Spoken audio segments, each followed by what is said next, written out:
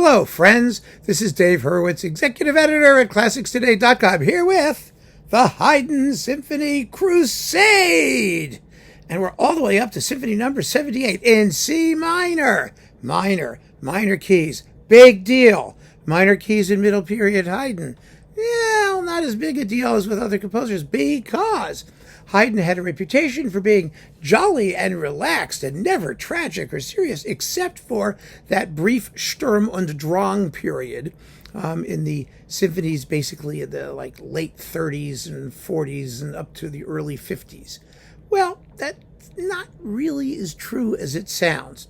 And this symphony is an interesting case in point because it's been roundly dismissed as not tragic enough for C minor, like Beethoven's Fifth tragic. Well, Beethoven's Fifth is not tragic. Beethoven's Fifth has a dark and turbulent first movement, and the rest of it's pretty triumphant. I mean, yes, the scherzo is also creepy, but the finale is, heroic. So, yeah, I mean, the idea is not to be miserable, and tragedy is achieved in many ways. And this symphony actually has an extraordinary level of emotional depth to it. It really, really does. But Haydn does it Haydnishly, not the way Beethoven does it, not the way Mozart does it. And we are never going to understand Haydn unless we learn to accept what he does, which comes from, you guessed it, listening. Now, this is the last of Haydn's 3 symphonies that he wrote for a trip to England that never materialized. Most people mention that, but they don't really examine what that means, because this is the first major batch of symphonies that Haydn wrote for an international audience, for circumstances that he wasn't on the ground. He didn't know what they were going to be. He was trying to do his absolutely best work while at the same time taking into account any possibility that might arise. And that's why these symphonies are so extraordinary. They are, in my view, the first of that last truly mature batch of Haydn symphonies, the series that ends with the 12 London symphonies that he wrote when he actually went there. Because from here on in, all of his symphonies were written to an external commission of some kind, or for some other circumstance other than private performance with the Esterházy Orchestra. And so they are as populist as an attempt to synthesize everything that Haydn has learned in how to write really, really compelling symphonies. I mean, he's the guy whose symphonies were in demand. People wanted them because, of course, the major ones from his Esterházy period had leaked out and were getting published illegally. He wasn't making any money off of them, and he was in demand.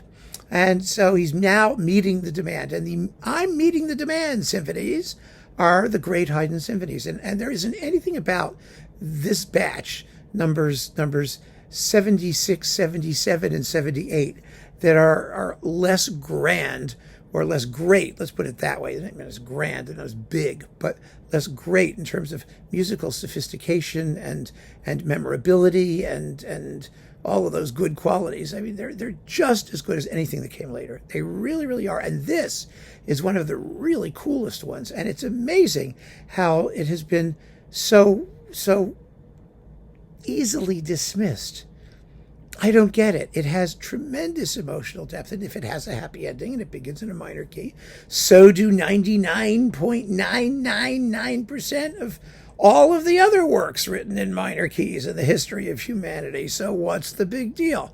In fact, the first movement of this symphony is as intense as anything from Haydn's Sturm und Drang period.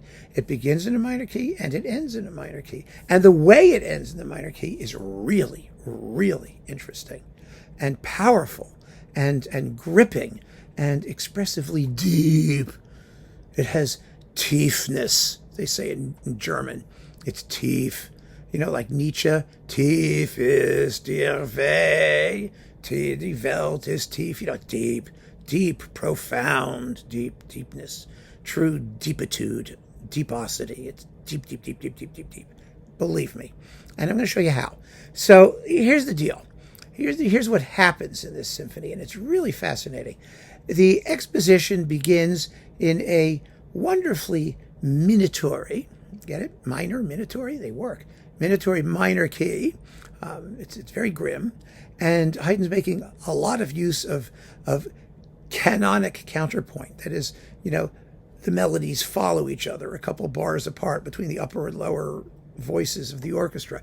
It's very, very powerful stuff. But very quickly, the music moves to the major key, and it sounds kind of waltzy and chirpy and happy and zippy, except for the second subject.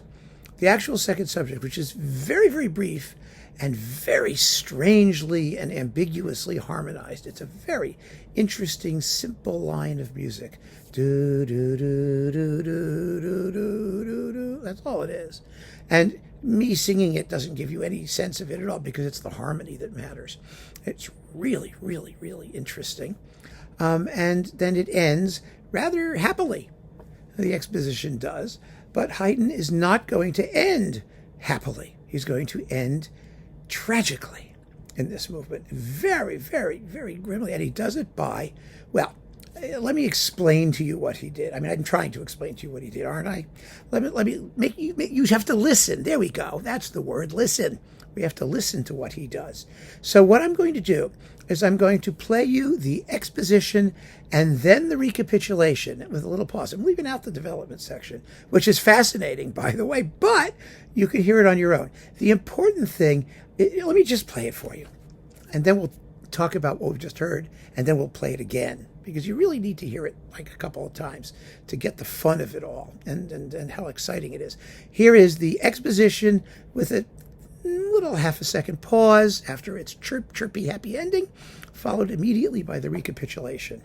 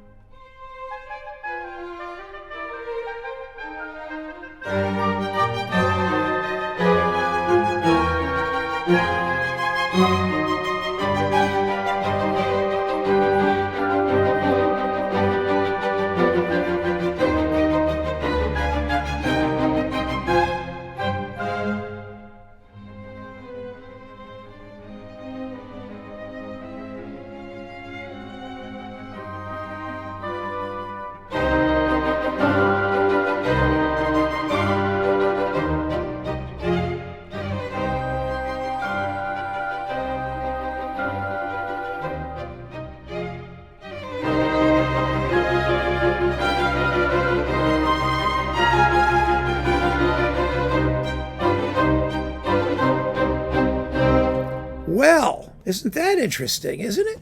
I mean, you might not even realize when you're listening to the whole thing, especially after the development, that the recapitulation has even started. It doesn't sound like the same work at all, does it? I mean, you may recognize the part that's getting recapitulated, but it's not the first subject. It's not the opening. It's the motion music part, more or less, where Haydn begins the recapitulation. So it's with music that's not familiar, that's not what you expect, and then he just goes on developing. You might think you're still in the middle of a development section, because he follows that opening with a big development of the first subject of the symphony, which we've also heard in the development section. Not the same music, but development of it. And then finally, you get the second subject.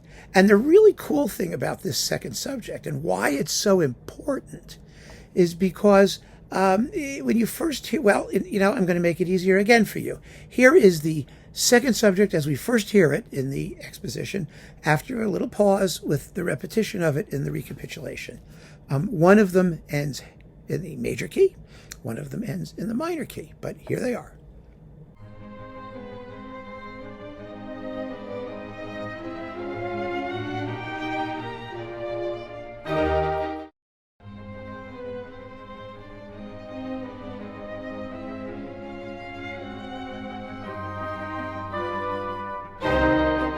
As you can hear, it has very little change about it at all. I mean, it was emotionally very ambiguous in the first place. It can end happily, it can end sadly. All Haydn has to do is change a couple of notes at the end of it. But the rest of it is exactly the same. It's that permanence and stability that tells us that we are actually in the recapitulation, because Haydn leaves out the second subject, more or less, from the development section. And we only hear it again when we get to the recapitulation. And so we know where we are. And it's really important that we know where we are, because he's continuing to develop and develop and develop. And he's keeping the music in that grim minor key. And what really clinches it is the fact that second subject, which resolved into the happy major key, and the first time we heard it, this time resolves into the minor key. So in addition to all that additional development, there's a real trajectory toward darker, expressive depthitude. And that's what you get in this movement. It really is. So I want to play you again, just so you hear the way it sort of works out. The exposition and then the recapitulation. And the development is so cool. You've got to hear it, of course, but you don't have time to do everything.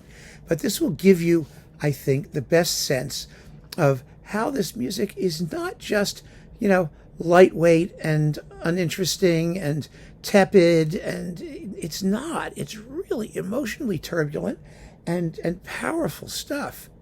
And that second subject is so wonderful, because it's like neutral ground. It's not heavy, it's not sad, it's strange, and it goes in two different directions very naturally each time. So anyway, here is the exposition and the recapitulation after a brief pause of the first movement.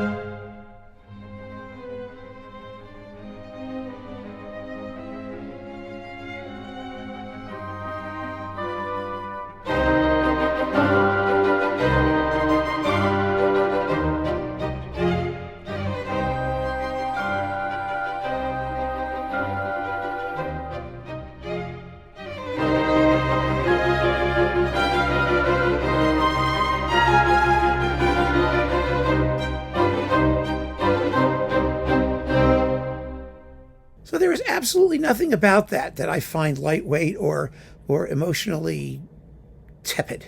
No, it's not. It's really, really gripping and dark, very dark. Now, after that, people will say, oh, well, the two inner movements are both in major keys. And they are. They definitely are. They're cheerier. But they are also related to each other, which is very interesting. And both of them have a similar structure to their main material, the exposition of the second movement and what is effectively the body of the minuet, the A section. And that is that although they are fundamentally cheerful, they both have dark passages in the middle. There are moments of brief moments, but real moments of genuine tension and angst, which are very quickly passed over for something else. Now, the slow movement, I'm going to play the whole exposition, is really, really cool. It's so beautifully orchestrated. You know, Haydn, when he wrote these symphonies, wrote to his publisher that there's not much concertante. He didn't want to have a lot of solo stuff because he didn't know how good the orchestra was going to be. But instead of having long solos for individual instruments, he gives you short solos for individual instruments, which means there's a kaleidoscopic sort of variation in timbre and color throughout the movement. It's really beautiful. There's little horn solos, little woodwind solos. It's true in the minuet too, by the way, but particularly here. And because the second subject of this particular sonata form movement is accompanied by quick triplets, this jump bump bump bump bump bump bump bump bump bump bump bump bump underneath it. There's this constant eighth note movement, and he's always changing how he scores that accompaniment. Sometimes it's with horns, sometimes it's with woodwind, sometimes it's just strings. It's marvelous. It's never the same, and it gives the movement so much titillating quality and color for your ears. Anyway, let's play the exposition. Remember the opening. Ya da da da da da. Just that opening gesture. Remember that. And then I want you to, well, we'll get to it in a minute. I mean, there's just so much to listen to in this symphony, and I'm getting ahead of myself. Let's listen to this exposition. It's just beautiful. And like everything in this symphony, it moves. Haydn's really delivering exciting music here. There's always some drive to this music. Here it is.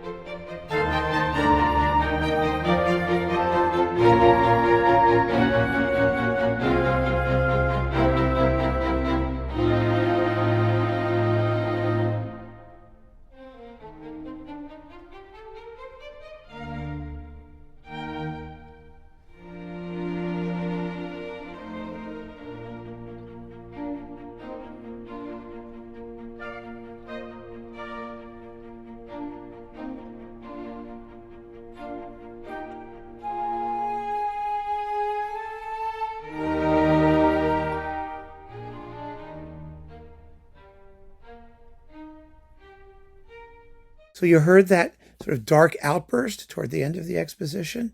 Well, When we get to the third movement, the minuet, it begins with the same idea that the slow movement begins with. They share families of themes. I wouldn't say they share themes. They don't.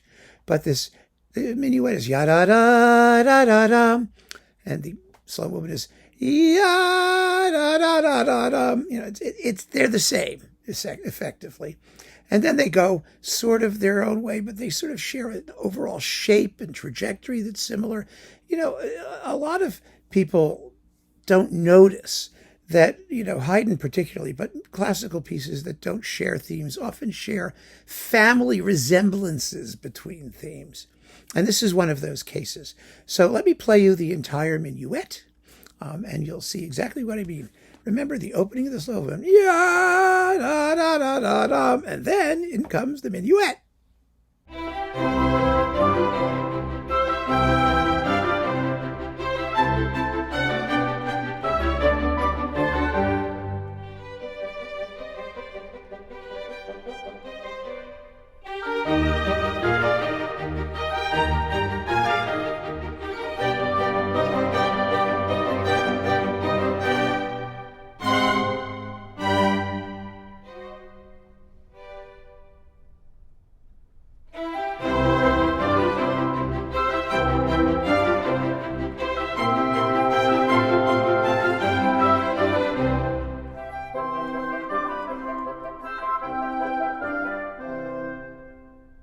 Notice also the accompaniment. It's in the bassoons or in the strings. Like the slow movement, there's this accompanimental thing going on there. And, oh gosh, that lovely, lovely, dark, pensive passage in the middle of it, just as we had in the slow movement. I mean, they're fraternal twins, not identical twins. Let's put it that way. Now, the trio of the minuet, the middle section, is actually based on another motive from the slow movement, which we heard right at the beginning, right after the initial gesture, the rising scale. And then it does yada yada, and then the slow movement goes yada yada yada yada yada yada, like that.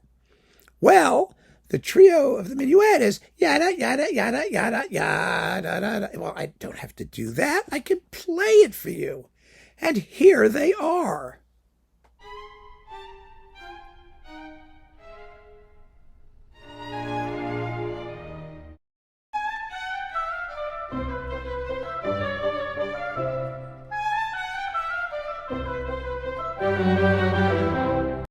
See, that's the kind of thing that Haydn's able to do, to give these symphonies their coherence, their sense of unity by using small ideas, little things, but they share them. And he's going to start doing that quite frequently in his later symphonies. It's something he always did, but he's going to make a little bit more of it, especially when he's writing for unfamiliar forces and he doesn't know. You can't say, well, I can write a big flute solo here, then another big flute solo in the finale. He's finding other ways. And so when he finally, gets to the late symphonies, the Paris symphonies on, the London symphonies, because right now we're about 85, something like that, 84, somewhere in the 1780s. We're really in major, mature classical period area here. He starts using all of the ways that we've been talking about of unifying all these pieces together. Now, the finale is a mirror image of the first movement. That is, the first movement began in the minor, went to the major, and then ended in the minor. Well, this one begins in the minor, goes to the major, goes back to the minor, and winds up in the major with a happy ending. And in order to do that, do you notice how I said that? I said, the first movement is just begins in the minor, goes to the major, winds up in the minor. It's just that sonata form. Well, this is minor, major, major. Rondo form, A, B, A, C, A, etc. But this is more than just a rondo. This is a wonderful example of what became, in Haydn's hands and later Mozart's hands as well, and Beethoven too, a sonata-rondo. It's a sonata form movement in rondo form, or a rondo form movement in sonata form. It's a hybrid. It's a combination of the two. And each composer had their own particular angle on it. Haydn's and Mozart's versions of it were somewhat different. But in Haydn's case, what makes it a sonata movement, let's be clear, is that you have two subjects, a first subject and a second subject. The first subject is minor. The second subject is the same tune, or a very similar tune, a major transformation of the same tune. So it's a monothematic sonata-rondo. Doesn't that sound complicated? Not when you hear it. Not at all. So you've got the minor key opening theme, which is going to come back. It's the A theme. The B theme is the second subject of what would be a sonata form movement. And like I said, it's monothematic, so it's really the same tune as the first one, only in a happy major key, very happy, giddy happy. Oh, it's just delicious. So that's the second subject. Now, in a normal sonata form movement, what would happen after that is you would repeat the whole thing, and then you would go off into a development section. What happens in a sonata-rondo is that the A section comes back. That's what gives you the rondo idea. And then the C section, it's terrible to say that, is it C section? I know. The second episode, how's that? Is that better? You've got A, first episode, A, second episode. The second episode functions as the development section in what would be a sonata form movement. And after the development section, of course, the recapitulation happens, which is A. So you're back to A again. So you've got A, B, A, C, A. Only in this case, you see, after A, you get B, which is the second subject. And it's happy, and it's in the major key. And so it then follows the coda, which closes the whole symphony in a major key. And we're in business. That's the sonata-rondo Haydn style. And what's very interesting about this movement, and you'll hear it, is that, I'm not going to play this, but you'll hear it when you listen to it, is that the return of the A section is very, very short, because the whole development, the whole second episode has been based on the A section in a very turbulent minor key. And so Haydn just gives you a little bit of it, and then boof, you're off to the second subject in the major, and everything is happy, and the ending is happy. But it's not without struggle, and it's not it's not flippant. It's a wonderfully shapely and emotionally true movement. So what I'm going to play you of this, just so you only need to hear the opening theme and the second subject, the first episode, or the B theme, A and B, because that's the whole movement essentially, and how they alternate and intertwine and all that stuff. That's the subject of the sonata-rondo form that you can listen to by yourself and marvel at Haydn's ingenuity. It's fun to listen to these things and hear them, for yourself. You trust your instincts on this stuff, because these two themes are so emotionally opposite. You can't miss what's going on. It's impossible. So here is the opening and the first two subjects, the second subject.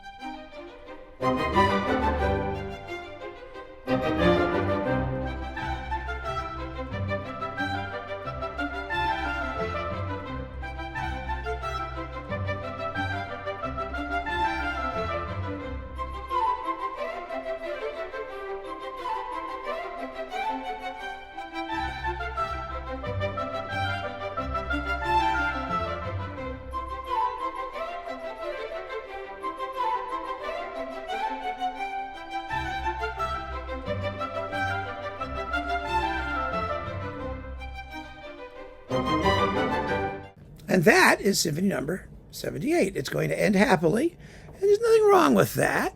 And with the end of this symphony, we finished the first trilogy, really. I mean, Haydn, after this, wrote symphonies mostly in groups, mostly to foreign commissions, and we're just here in the great Haydn symphony territory. There's no question about it. This is unquestionably a major, major symphony, a wonderful symphony. First class, absolutely first class Haydn. And I don't understand why these pieces have always been neglected and dismissed as somehow expressively trivial. They certainly aren't. And the next three are really, really weird. It's Haydn at his most eccentric, really interesting. Actually, he wrote these for Vienna, but for some reason Vienna in 1785, somewhere around there. So Haydn is just firing on all cylinders right now. And the next three are neglected, I think, just because they are Haydn at his most intriguing. And once again, it just goes to show you that Haydn didn't like switch off after the Sturm and Drang period. And he didn't stop caring because he was so busy producing operas at Esterhazy. Nothing could be further from the truth. He wrote fewer symphonies, but they weren't a touch less wonderful than the earlier ones or the ones in the Sturm and Drang period. There's just a lot going on here in Haydn's musical physiognomy, and we're going to unpack all of it in the works to come. But stay tuned for these, because you're going to hear some really marvelous and surprising pieces, I promise you. Keep on listening, friends. Thanks for joining me. Take care.